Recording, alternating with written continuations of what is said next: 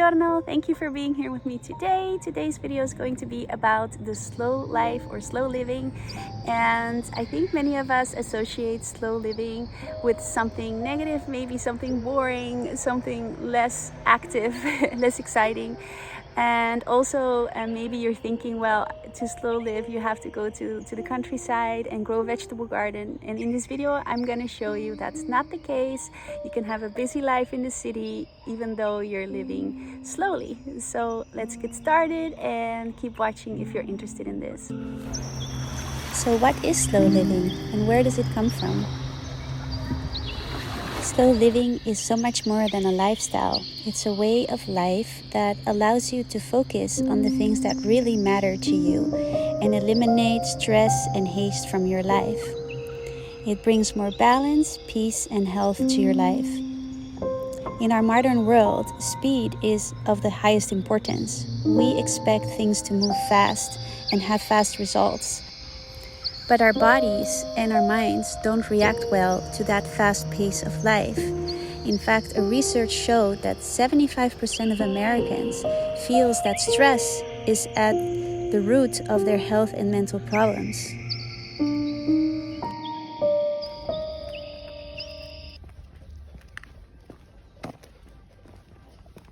For example, when I was going to college, I came from a small town. I went to college. Oftentimes I would get up too late and then arrive there with a lot of haste and stress. But one day I decided to go to school an hour early and take a walk.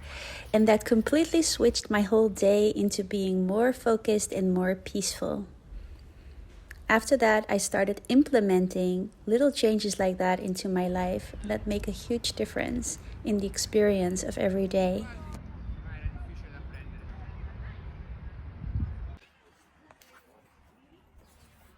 Do you know those moments when you have all your tabs open on your computer, you're answering calls, you're putting tea on the burner, like you're doing all these things at the same time, and it sounds like a very attractive idea, as if you're going to get a lot more done. And maybe you do get more done, but not in a good way. This element of quality over quantity you see a lot in Italy, where even the street makers make something beautiful out of their work, and they value their work and they're proud of what they're doing, and every detail is taken care of, and the end result is amazing.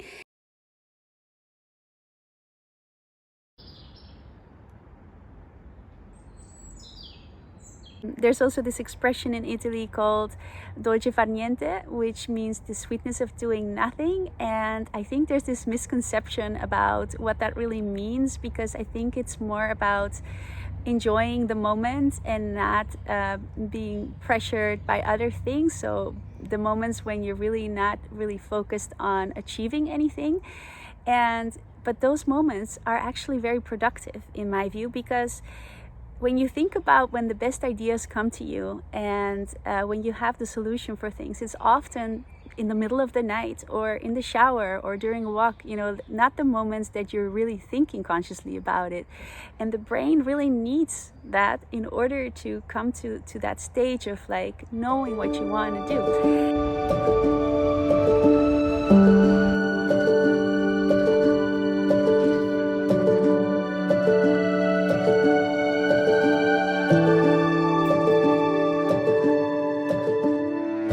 I'm often in my mind so busy that I end up in a place and I have no idea what happened between home and the destination that I have reached.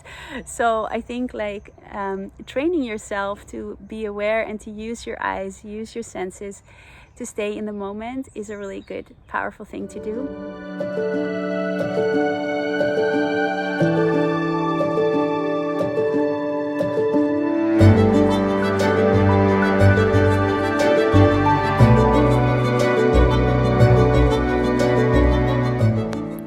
The other thing is to start decluttering your life. This is not just things like clothes or items that you keep in your house or on your digital devices, but also people and situations that are bad for you.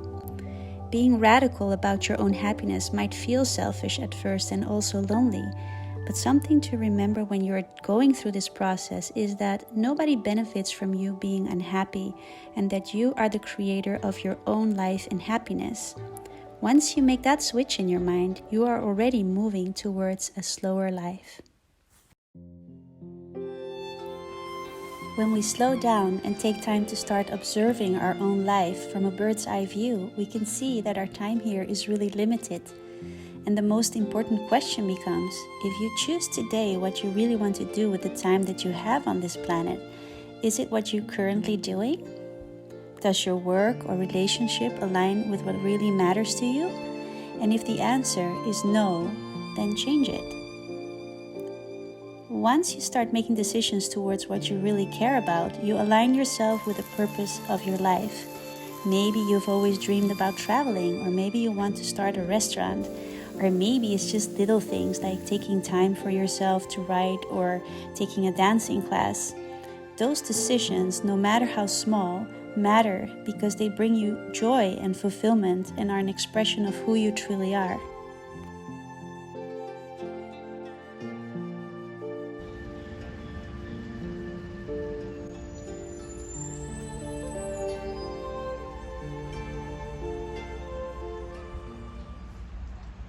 Thank you so much for watching today. I hope you enjoyed this video. Let me know in the comments what your perspective is on slow living. I would love to know.